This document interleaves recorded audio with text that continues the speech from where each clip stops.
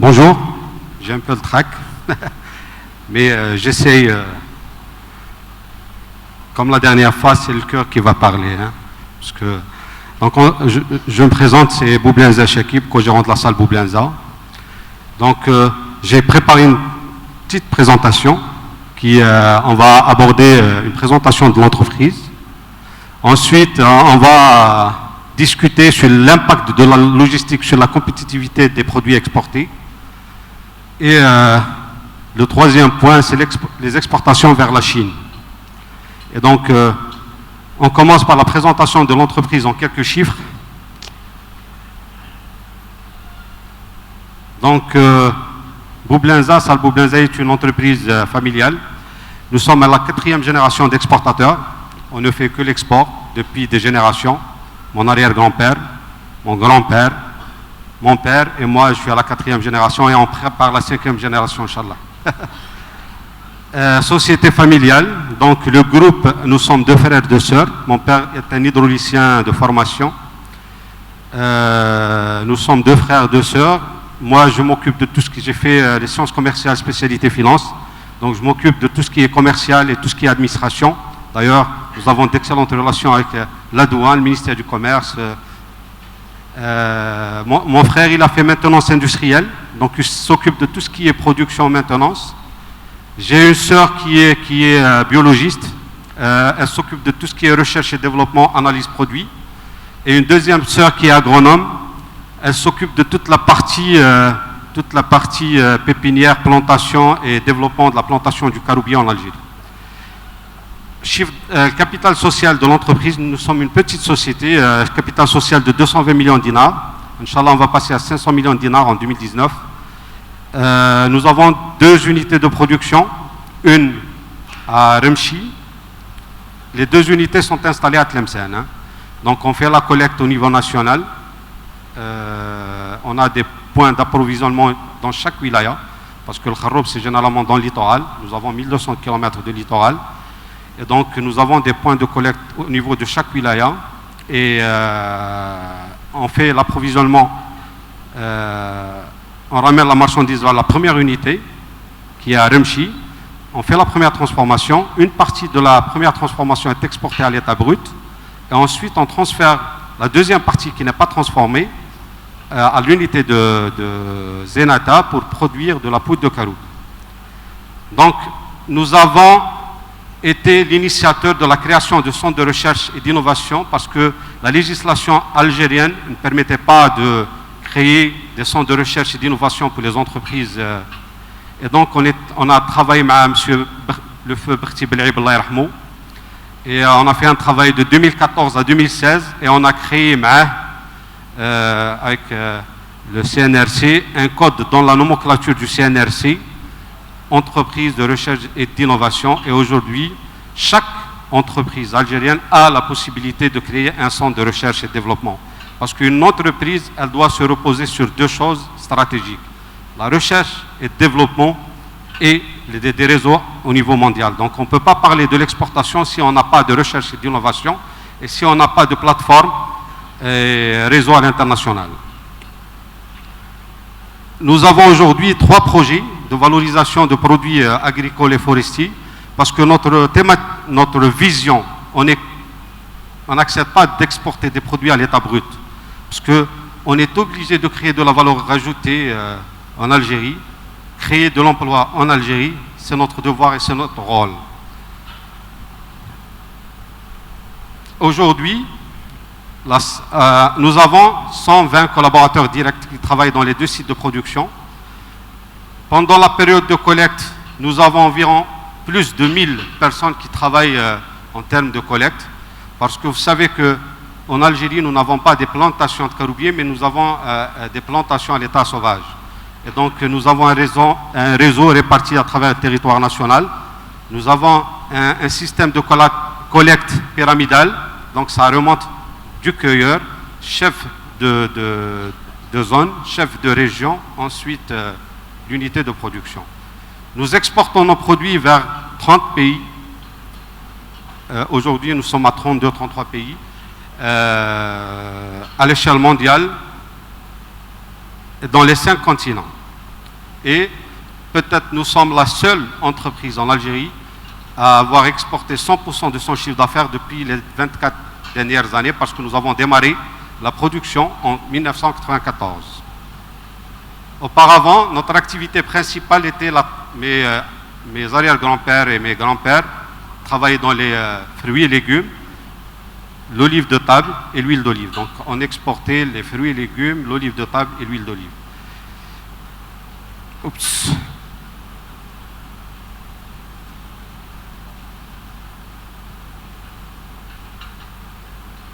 Aujourd'hui, en Algérie, nous sommes les premiers exportateurs de produits agricoles et forestiers en Algérie. D'ailleurs, notre entreprise exporte plus que le premier exportateur de dattes en Algérie. Aussi, nous exportons plus que le premier exportateur de liège en Algérie, en termes de chiffre d'affaires. Nous sommes la deuxième unité de production de poudre de caroube au niveau mondial. C'est-à-dire, à partir d'une idée, à travers la passion, la patience, la persévérance et le pragmatisme, on est aujourd'hui le deuxième producteur mondial de poudre de caroube. Et en termes de produits agroalimentaires en Algérie, ça c'est les chiffres de 2017. Donc nous sommes le quatrième exportateur en agroalimentaire en Algérie, après Civital, Fruital, Bimo, et nous sommes la quatrième entreprise en Algérie. On a eu le trophée export du meilleur exportateur en Algérie en 2017. Le process. Donc, je vous donnerai ce qu'on fait exactement. Donc, nous avons le caroubier. À partir du caroubier, nous avons une gousse. C'est une légumineuse. Dans l'unité de Remchi, on fait la séparation entre la graine et la pulpe. La graine est exportée à l'état brut pour faire une gomme de caroube. Cette gomme est utilisée comme épaississant dans l'industrie alimentaire et elle peut être utilisée dans les produits pharmaceutiques. Le rôle de cette poudre blanche, c'est un épaississant sur une gomme. Nous, pour la gomme, c'est un marché qui est fermé parce qu'il y a 3 multinationales américaines qui ont le monopole. Donc on s'est dit, au lieu de transformer une graine où il y a un monopole mondial, donc il fallait s'orienter vers la valorisation d'un déchet, d'où notre idée d'aller vers la transformation de la pulpe en poudre. Aujourd'hui, cette poudre est utilisée pour plusieurs applications, pour l'alimentation animale, l'alimentation humaine. L'alimentation animale peut être utilisée comme milk replacer, un remplacement de lait. Et pour l'alimentation humaine, c'est un substitut du cacao. Il peut être utilisé comme substitut du cacao, comme on peut l'utiliser comme colorant naturel, arôme,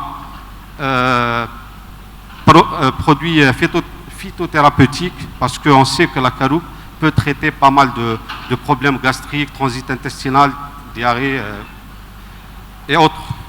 Et à travers notre centre de recherche et développement, nous avons développé 2 nouveaux produits. C'est un extrait de caroube. C'est que la poudre, on ne peut pas l'utiliser autant que produit dans les liquides, parce que la solubilité du produit, de la poudre, ne dépasse pas les 65%. Donc on voulait avoir un produit 100% soluble. D'où notre orientation d'aller vers des extraits. Et nous sommes la seule entreprise à faire l'extrait.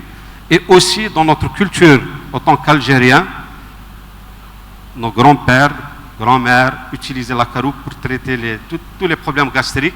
Donc on a fait un produit, des comprimés à base de caroube. Ça, c'est en phase finale d'étude, parce qu'on prépare le produit. Ensuite, on prépare des études techniques. Ensuite, on passe au marché.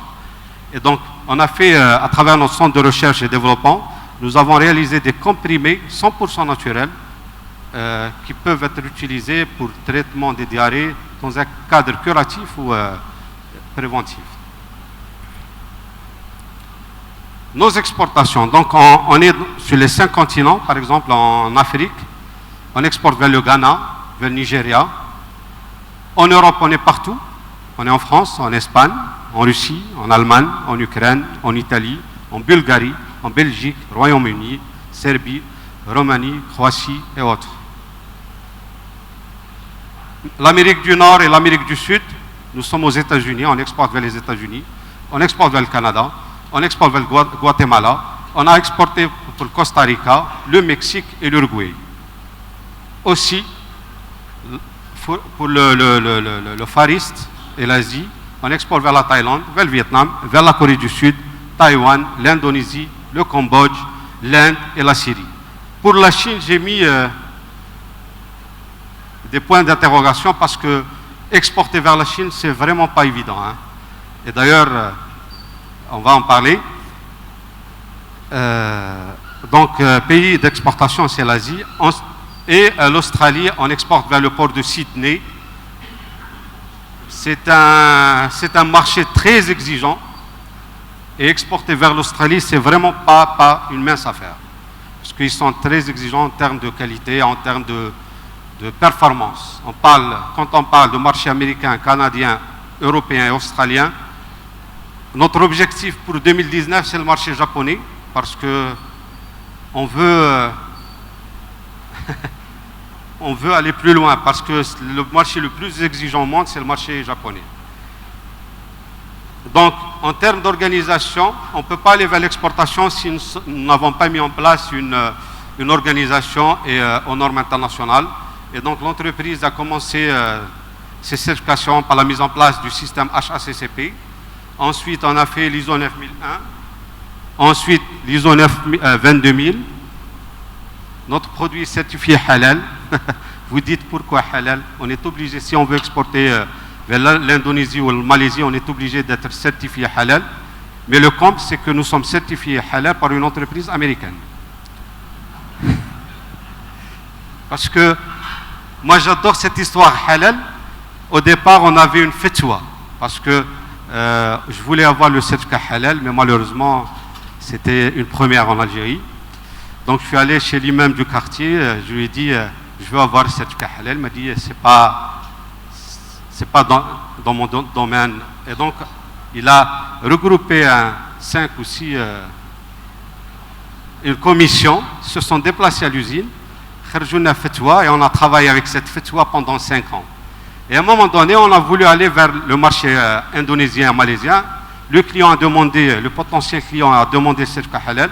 Le fatwa, il a dit ça ne marche pas. Donc il fallait aller vers une entreprise américaine. Nous sommes aujourd'hui certifiés par une entreprise américaine halal.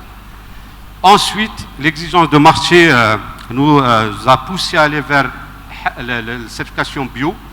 Aujourd'hui, nos produits sont certifiés bio pour le marché européen et le marché américain.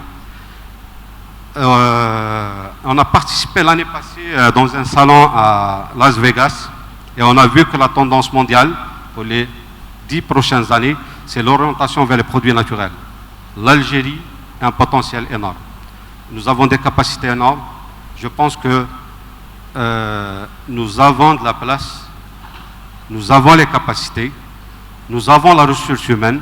Il faut seulement retrousser les manches et travailler. Et on vient d'être certifié FSC 22000. FSC 22000, peut-être nous sommes la deuxième entreprise en Algérie à avoir cette certification. Ça, c'est le premier volet sur la partie entreprise. Maintenant, on va passer à la deuxième partie, c'est l'impact de la logistique sur la compétitivité des produits exportés. J'ai fait un graphe, parce que la situation est grave. Quand on parle de la logistique, ça c'est le coût de revient de notre prix à l'export, c'est-à-dire la mise à quai, mais l'ex-work, c'est-à-dire sortie usine, le chargement du conteneur sur le navire. Donc le coût par métrique tonne aujourd'hui nous revient à 27,40 € par tonne. Alors mon concurrent, le numéro 1 mondial en Espagne, c'est un Espagnol, son coût de la logistique, il est de 16,20 €. Donc il y a une différence de 68%. Donc tout ce qu'on gagne en termes d'aide, tout ce qu'on gagne en termes de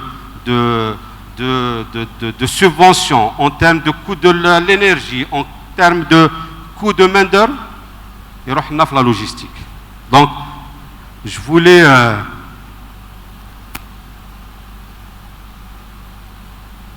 j'ai mis les causes. Pourquoi le coût élevé? Ça, c'est notre expérience. Est-ce que c'est vrai, c'est faux?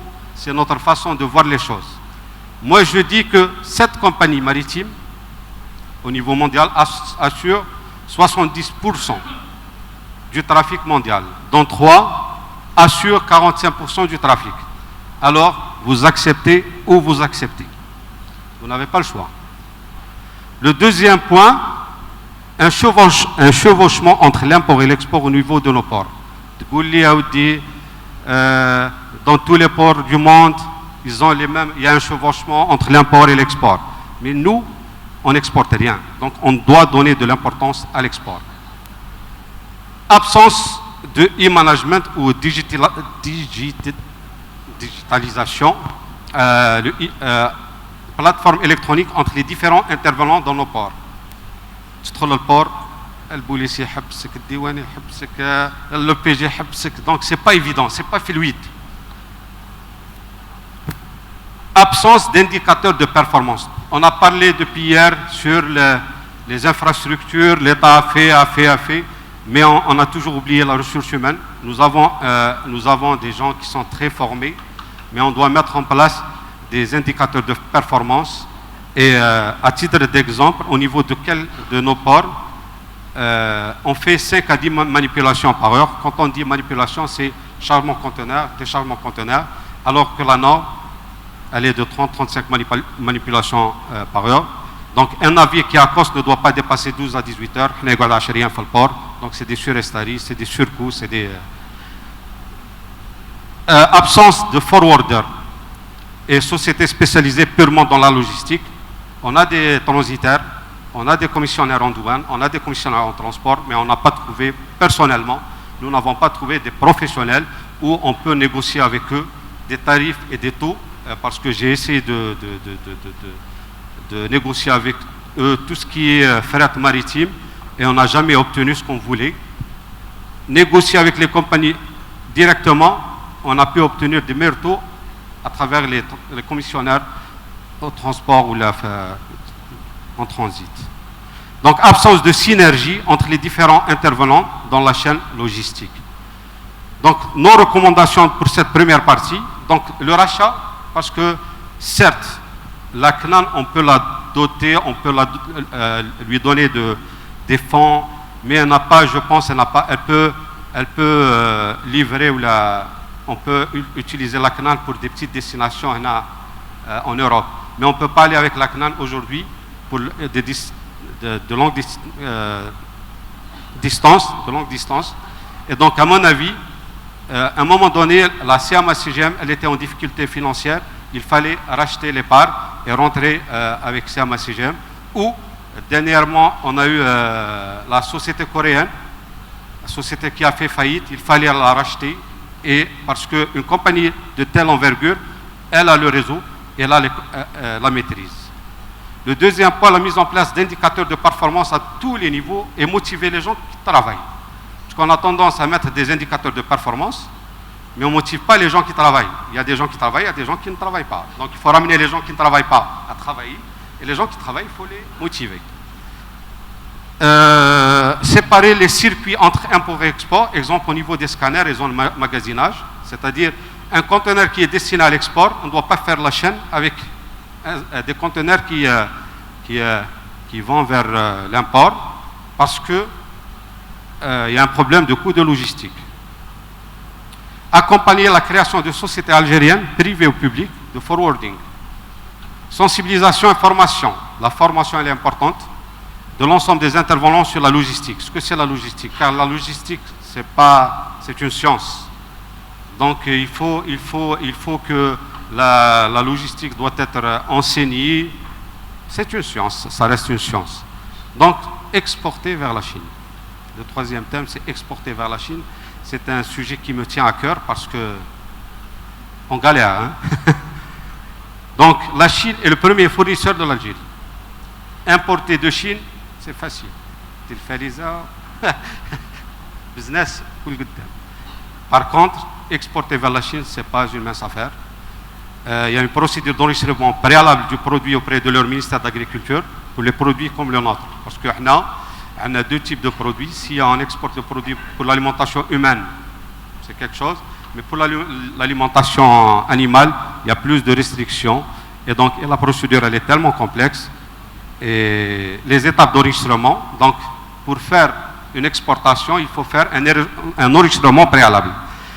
Donc, la préparation et transmission de 17 documents. Donc, quelques documents qui doivent être légalisés auprès de l'ambassade. Ou chez l'ambassade. Pour légaliser des documents auprès de l'ambassade, il faut la CACI. Toutes les AE, l'ambassade, une semaine. Vérification, étape 2, vérification et reproduction des analyses chez eux. Parce que fait les documents, ils demandent des certificats d'analyse de 3 lots différents. Ils comparent, ils l'analysent, ils vérifient si c'est bon. Déplacement d'un représentant de leur ministère pour inspecter notre usine. Est-ce que cette entreprise existe, elle n'existe pas? Donc c'est toute une procédure. Et la dernière étape, l'autorisation d'importation. Cette procédure dure entre 2 à 5 ans. On est parti le mois de septembre dernier avec le ministre de l'Agriculture et on a discuté sur place ce problème. Je pense que le fait, parce que même l'Algérie n'était pas inscrite, il y avait un problème de certificat phytosanitaire entre l'Algérie et la Chine. Et je pense que la chose avance, mais pas comme on souhaite, mais l'essentiel, elle avance. Conclusion. Donc, l'exportation est une activité qui tire vers le haut. Donc, elle pousse l'entreprise à se mettre à niveau, se conformer aux normes internationales. Elle pousse l'entreprise aussi à aller vers la recherche et l'innovation, parce qu'une entreprise qui ne fait pas de recherche, elle est condamnée à disparaître. C'est-à-dire une entreprise qui ne fait pas de recherche, elle travaille sans vision. Et enfin, les créatrices et génératrices d'une main-d'œuvre algérienne qualifiée. Et donc, notre souhait que nous puissions mettre en urgence, les mécanismes nécessaires pour faciliter et accompagner les exportateurs à exporter leurs produits au moindre coût. Et merci.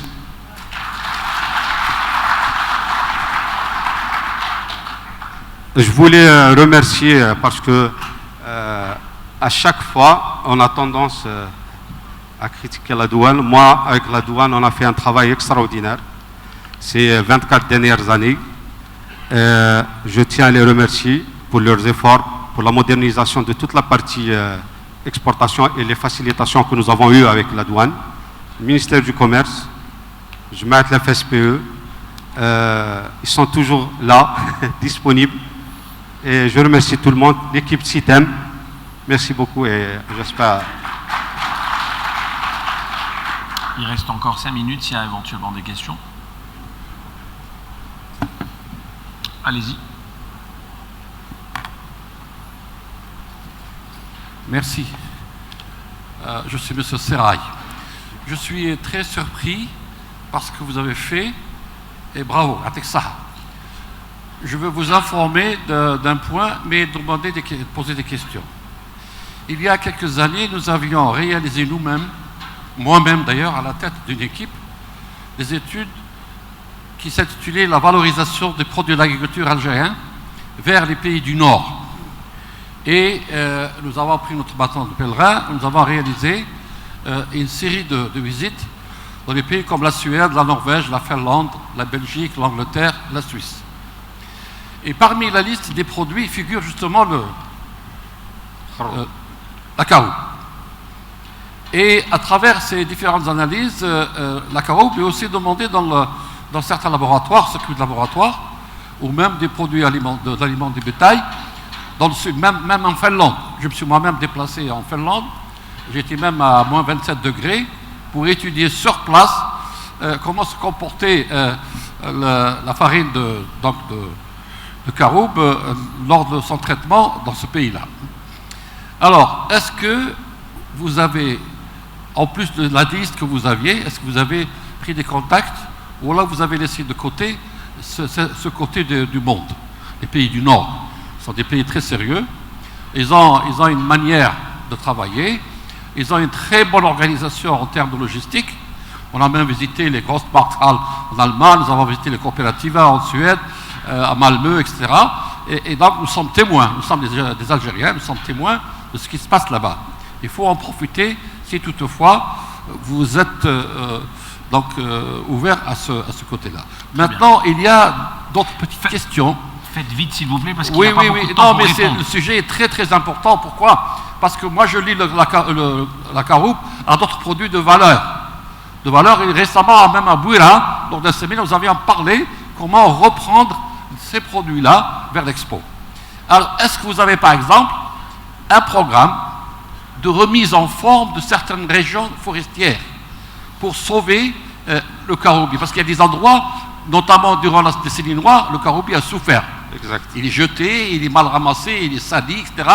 Et il faut faire quelque chose. Est-ce que vous avez un programme national? Est-ce que le ministère de l'Agriculture consent à faire quelque chose? Donc, est-ce qu'il y a un programme avec la DGE, par exemple, la direction des forêts?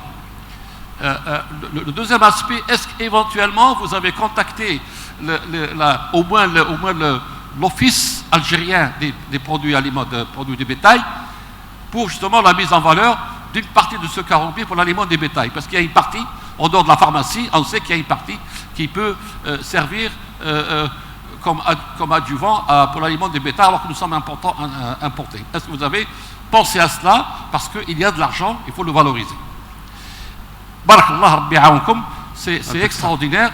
Ça me rassure aujourd'hui que je ne suis pas venu pour rien, parce que j'ai publié 18 études de cas dans ces pays-là. 18, et les gens ne font pas attention à tout ce qui est valeur ajoutée de ces produits-là. Il n'y a pas que la caroube, il y a plein de produits. Bien. Voilà, merci beaucoup de donnez-moi, s'il vous plaît.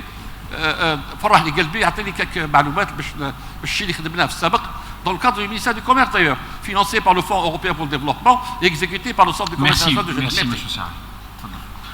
Je vous remercie pour votre intervention. En termes de développement du caroubier dans les marchés, dans notre stratégie, on participe à des salons professionnels.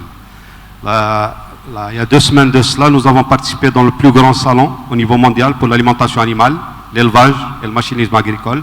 C'était en Allemagne. Et ces salons, notre stratégie, c'est qu'on participe dans les plus grands salons au niveau mondial. C'est là où on rencontre les professionnels des domaines.